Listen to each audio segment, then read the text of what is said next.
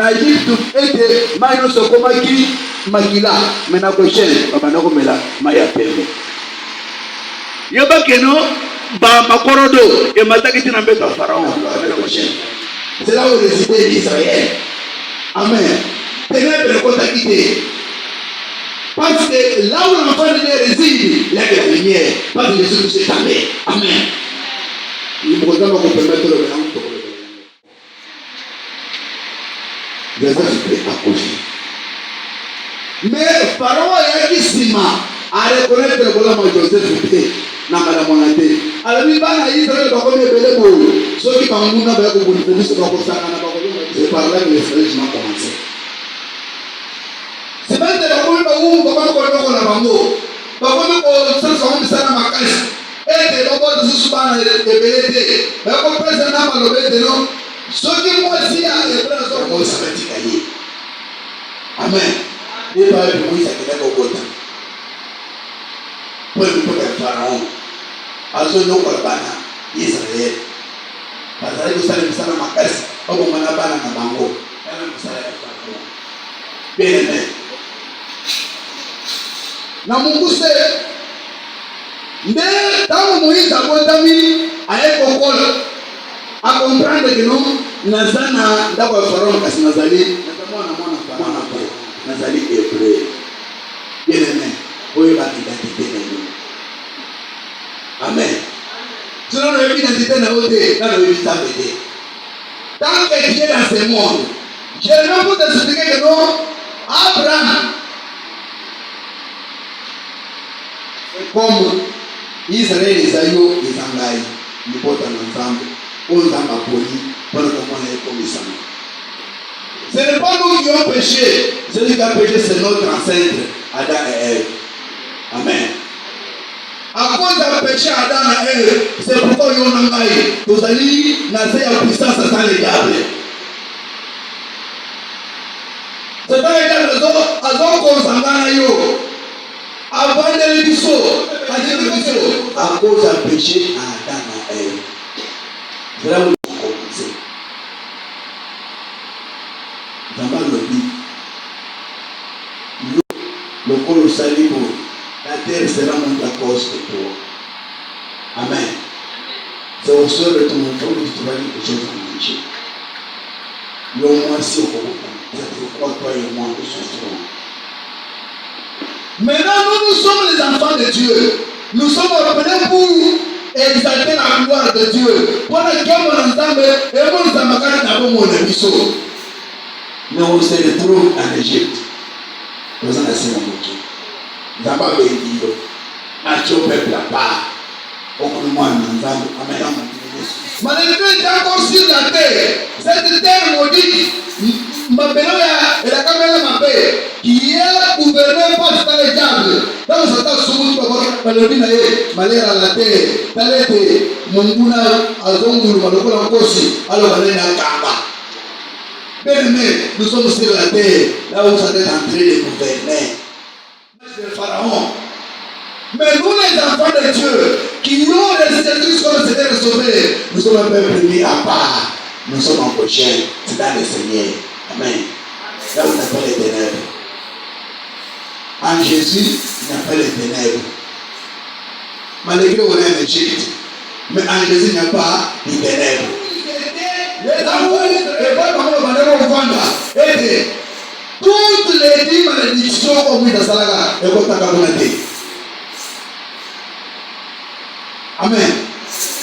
Malgré que nous sommes sur la terre, là où Satan est en train de gouverner, nous sommes un peu mis à part. Toutes les malédictions que la parole de Dieu peut agir pour les gens qui ne marchent pas dans la parole des enfants de Dieu. Amen. Mais les enfants de Dieu avaient une promesse, comme Israël. Il faut aller à Ghana. Alumana Égypte, Azonga na Ghana. Amen l'église. Israël, il faut Alumana Égypte, Azonga na Ghana. Bien-aimé, Israël va falloir que na Ghana. Tout le temps a été hérité. Tozo Zonga, Tozo Kenete, mais Tozo Zonga. Ce qu'on demande ensemble, il faut aux hommes au Kenete. Et il y avait les gens qu'on appelait les ramassis. Baramasi banani, Bamalanangulu. En français, on appelle les gens sans généalogie, sans but, sans destinée, sans promesse. Amen. Même dans l'église, il y a des ramassis. Bateau va y l'église, bazana est la caté, bazana destinée. Ce sont des embrières. C'est pas mon enfant dans le discernement. Embriagana Aaron. Comment Israël a fait 400 ans dans l'Égypte à travers le Sambé de côté? Nous avons le désert au Sambé de à cause des ramassis. Pour la confiance à l'église de bien-aimé. Voilà les gens qui ont dit à l'esprit. Dans le Béni. Dans la destinée de Yo. Sachez que non, Israël a se retrouvé. N'a pas de souvenir. Pas nécessairement comme au Kenya. Dikato langa bango. Pas égyptien. Pas lundi bango. Amen. Dika mutola aborate. Il en est. Vous êtes à l'aise. Vous êtes à l'aise. Vous êtes à l'aise. La Bible dit, oh non, je vais me mettre en Égypte. Bakotaki na Kanate, à part Josué et Caleb, à part oh bateau baiko kokota na kati na désert. Mais pour la parole, bakataki mer rouge, à part les deux. Amen. Si quand de 2023 vous n'allez pas parmi les deux. Au coup vous allez là, au loin, d'abord on a 2023. 2022, amène à 2023 pour le service de la Canelle. Mais ça va parmi, je suis Calais. Amen. Parce que c'est une année de réussite. Quand nous parlons de réussite, ça veut dire quoi? C'est palper des promesses. Et réussite, ça veut dire quoi? Par prodige. Et ça veut dire par solocanté. Mais tu as aussi ma belle en 2023. Amen, l'église. C'est ça la réussite. Vous allez l'été. Au côté d'un mariage. Au souvent tout. Au côté d'un bain. Amen, l'église. Alléluia. C'est-à-dire, Israël, ils ont les boîtes il faut aller bien à la bombe. Et nous, on a mis il y a Pharaon. Et des baquets de Kosale Langai. Baquets de Kouédité, il y a Cana. Cana, c'était la promesse. Moi, en Zambie, vous avez la cacatine. Il y a même une position à yo. Et beaucoup de choses de la canaille. Et beaucoup de retardés de la canaille. Mais pour ça, dans Zambie, il y a que yo aussi va de la canaille. Amen, l'église. La Bible dit tout ce que Dieu a fait avec Israël, c'était pour nous une instruction et un exemple. Nous avons battu Israël et nous avons pour qui s'appelle Tangisi. C'est-à-dire, il y a un Israël. Alors, on a beau. Azome me na boka na elaka. Azome me na elaka na ye. Mais avant comme on a il faut traverser. Amen. L'évangile, on a 5 ministères. Comment comprendre comment on a ça? On a 5 ministères. Et on a 4 bras de l'évangile. L'évangile est un maca, nous l'éliminé. Nous avons la doctrine, nous avons la connaissance, nous avons la prophétie et la révélation. C'est les 4 bras de l'évangile. C'est pourquoi vous voyez, bateau va y avoir un beauté, donc on prend la campabilité. Aux autres, on a le bâtiment de Jéhovah. Alors, les gens, ils sont vraiment en Zambie. Même on l'a dit, on a dit, ils sont en Zambie. Non, c'est la parole qui a été dite sur ce moment-là. À ce moment-là, mais tu as un Jean 5, l'esprit de l'unité sur sa ligne, yo, au boyant, tout le monde là, c'est où il va prendre l'évangile. Amen. La connaissance est sur ce moment-là, c'est ça la connaissance. Mais en révélation, Jésus c'est Dieu fait chair. Amen. Azali Zambé, à la vie où je ne peux pas vous dire que ça les botte en aïe. Parce que les gens ne peuvent pas passer les bras de l'évangile.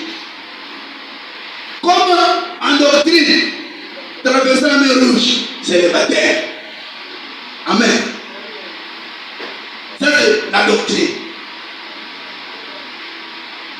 C'est-à-dire que nous sommes à l'humain à Moukini. il faut passer par les baptêmes. Ça, c'est la doctrine. C'est le plan de l'évangile.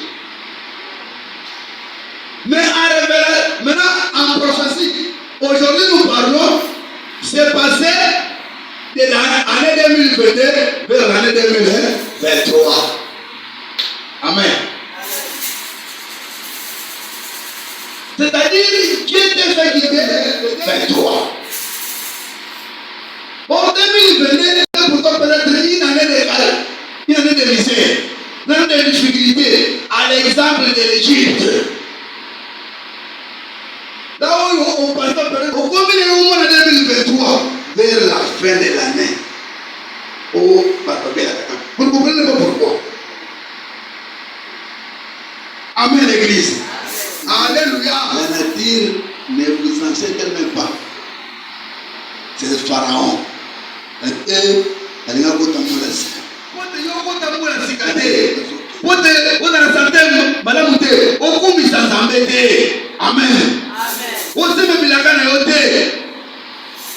C'est ça l'œuvre de pharaon. Vous l'avez dit, vers la fin de l'année, par contre, c'est ça pharaon. A dit au mois de 2023, c'est l'année d'élévation, l'année de succès, l'année de réussite. Amen. Pharaon a dit non, nous avons fait l'erreur.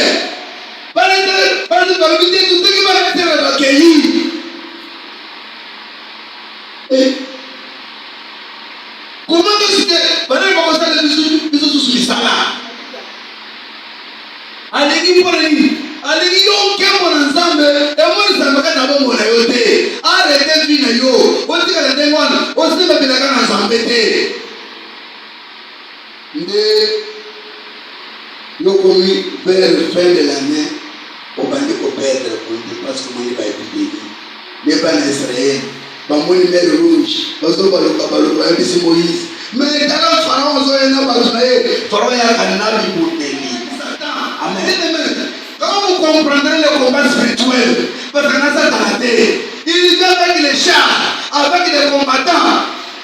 Il y a un pamba, il y a un faiblité, il y a un cavalier. Quand on joue la taille, nous sommes au monde, nous pouvons résister les diables. Il fera le défi. Pharaon, c'est l'image de Satan le diable.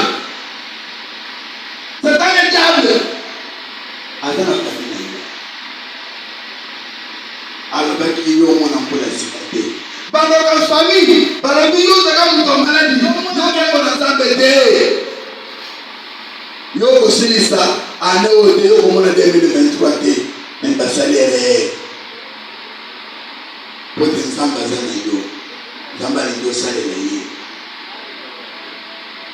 ma malédiction familiale, on va dire c'est ça qui c'est dans le diable.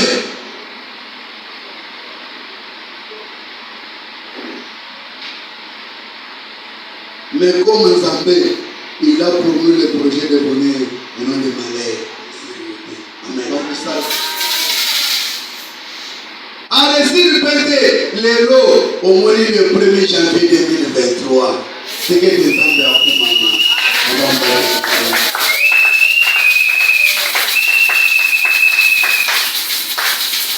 C'est-à-dire que Satan le diable, avant qu'il m'a fièvre à battre, avant qu'il m'a accident, avant qu'il m'a boulé bout, on ne va pas pouvoir prier, on a un problème. Vous comprenez que non? C'est la poursuite de Satan le diable. Pour que ce soit pour la cité. Mbula ya binaka, mbula ya réussite. Bien aimé, ndé Moïse a fait les hommes débat. Comme la Bible le dit, confiez-vous à l'Éternel et la repentance serviteur pour le Seigneur. Amen. Moussa les hommes le dit non, faut pas gâter, faut dire à la kimia, restez silence. Et vous verrez la délivrance que l'Éternel va vous accorder aujourd'hui. Pour comprendre vos camons, voyez vos os faire le bilan de l'eau. Bien aimé, pourquoi vous m'entendez mes appels de l'eau?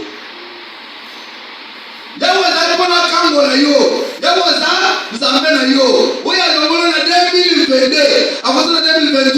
nde mosikolo na yo, nde mokambo na yo, et rester seulement silence. Ça veut dire quoi? 2023, t'as les Nzambé. Et quand ça veut dire quoi? Considérer Dieu comme le seul souverain, comme le seul sauveur, comme le seul héréditaire de promesses, comme la seule solution. Le banga malade, le banga bien, le banga moité. Mais le Dieu qui t'a appelé, aux la chrétien, le Dieu qui t'a gardé durant toute 2022, et le Dieu qui t'a fait voir 2023 a un projet pour toi. Il a un projet de bonheur pour toi. S'il n'avait pas un projet de bonheur pour toi, bien aimé, tu n'allais pas traverser 2023. Amen. Si Dieu n'avait pas un projet pour toi, si Dieu n'avait pas prévu, vie n'a pas 2023. Ce que mon 2023, nous avons l'église de vie n'a yo, comme on a yo, et t'as ton ranquin mon ensemble.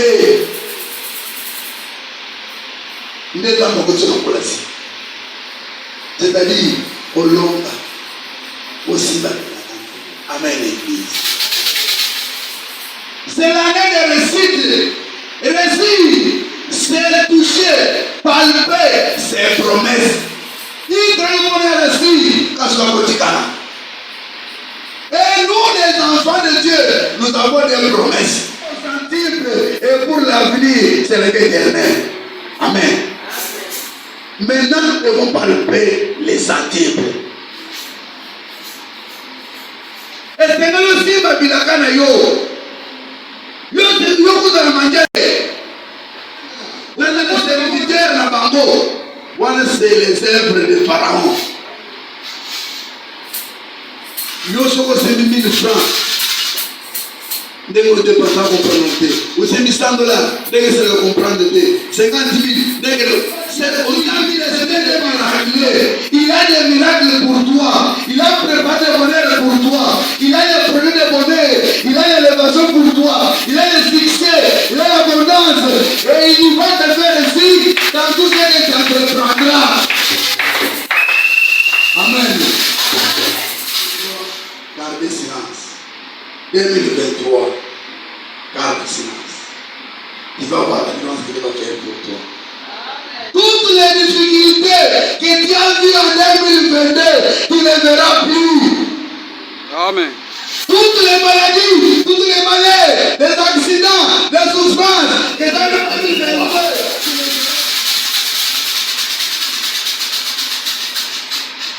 Amen, l'église.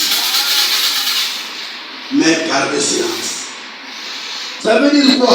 Dans les l'ensemble 2023, dans les l'ensemble, il y a des mots qui sont les pas. Diga kwa sababu ni peka les roses yawa robo zakuna babenio tokepo okei yebeke bilakana yo ekotarde okosimba ya moté. Amen. Faut être quelqu'un solide, quelqu'un de l'intelligence et de la connaissance exacte. Ce n'est pas une connaissance pertinente. Tu crois n'importe quoi. Mais yo, bamafuta. Ok, baké pokola yo, osongiao. Ok, baké musokolo mal, osongiao. Oh, il fait garder des promesses. D'aller l'ensemble. D'aller l'ensemble, mon officiel de la cabane. Bien aimé, quand la base de notre légalité, il y a bien que nous passons ce que nous devons faire. Au comment on a le sous-souté. Si c'est la main de les ensemble, il y aura 2023. Il y a bien que nous avons 2023. Ce que les ensemble. Quand on a temps pour la tête, et quand on a 2023, quand on a les ensemble. Mais sache bien, Pharaon, c'est ça le diable. Azolanda ne peut pas bangisayo. Azobangisayo. Pona nini? Yo bango monete na zoku fonangai. Ta 2023 mususu ya ngoyo. Et pas comme on se suscité. Non, pas de Moïse. Bon, on a pas. Mali des années qui étaient comme d'habitude, donc il faut les sauver. Oh, les sauver, c'est l'église, les bergers. Amen. Donc, vous avez des aides comme difficulté, ça c'est la connaissance. Je vous dis, l'évangile à 4 bras. Ce que pasteur a dit, qui est des aides à difficulté, a dit, m'a bêté. Il a parlé des bras de connaissance. Mais en révélation de formation. Amen, l'église. C'est pourquoi Zambé a mis Israël dans l'Égypte, qui est l'image du monde. Ce n'est pas le moyen de qui. Aux Zalaki païens, avec le problème de la Cana, comme le Zali. D'abord, il faut traverser au cas de Sabo, avec mer rouge, qui est le baptême. Et puis tu deviens au désert. C'est l'église. Puis tu le vis que dans le désert, ne va pas briser les commandements. Au désert, des maïwapi, mais au désert, et pas ma personne est écolo. Au désert, et pas de personne qui Amen. Amen. C'est à l'église que quelqu'un formé. Pour savoir comment on adore Dieu. Comment on dit et comment est-ce qu'on est en train de prier. C'est au désert dans l'église locale. Mais c'est la révélation. C'est le bras de la parole de Dieu. Et retenez que l'évangile a 4 bras. Amen. Balbe Yesu mwana nzambe. Yesu mwana mpati. Yesu nzambe. Yesu prophète. C'est ça, non? Ce sont des bras de l'évangile. Au bout de la c'est des gens qui ont entendu. Yesu mwana nzambe. Yesu est commandé. Wana brani. Abana beta. Mais on va dire que Yesu est nzambe. Les apprentis. Il faut connaître, parce que la Bible dit, n'a jamais dedans, il y avait un fleuve qui avait 4 bras. Amen. Pour avoir le jardin. Et donc, il y a un mot miné. Oui, il faut que tu prennes sa maladie, pour que tu connaisses ce jardin dedans. Il faut lire la Bible. Et pas voir que nous avons son appel. Il y a un combo dans l'eau, il y a un combo qui est là, dans le sang dans l'eau. Au moins, il y a la parole de Dieu. Amen. Vous avez les églises, qui est le jardin d'Éden, avec 4 bras. 4 bras de l'évangile. C'est-à-dire, quand vous avez béni, il faut passer par l'église. L'église n'est pas de Sayo. C'est pourquoi les Codèmes, en 2023, parce qu'on est dans une nouvelle année. Amen, l'église.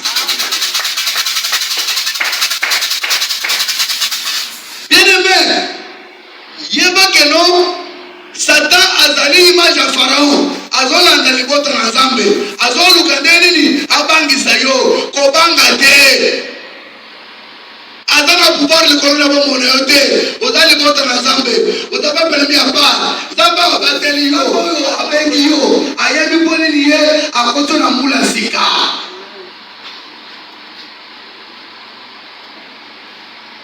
Alors, on a 2022, dans 2023, et ça pour la macanisée, madame. Mais ça m'a dit, c'est des canaillots. Osala Moutou, Osala Moukilate. Amen. Il dirait la carte ici. Pour la kende, la cana a arrêté. Il a canaillé. Mais à un moment, la carte n'a sauvé. Il y a beaucoup de c'est qu'on dit ça, il a caché. On marche à 3 jours et ça dit 40 ans. Pourquoi? Parce qu'on va écouter les enfants. Il y a des âge, il y a ma promesse de Dieu. Je vais vous dire en 2023, on doit y avoir quelqu'un de vous. Amen, l'église. Il y a pas qu'un dame avant mon magasin. Il y a pas avec vous. Azali incapable de ya kosala pour dire le bête le boko na Nzambe ezama kuste pour ko kangola donc bato ene ezama omite pour ko libota bana bato elo zo chaye baka ya ba ina masomo ya ba ka comportement na yo pasteur ko se comporter ne ko ko retarder bila kana yo. Amen, l'église. Est-ce que vous avez besoin de bien yo non yo ko est-ce que vous m'avez compris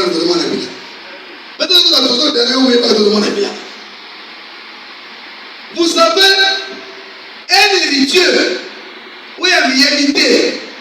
Moi, je suis héritier. Moi, je suis constat. Je suis hérité. Moi, je suis hérité. Je suis hérité. Parce que moi, je suis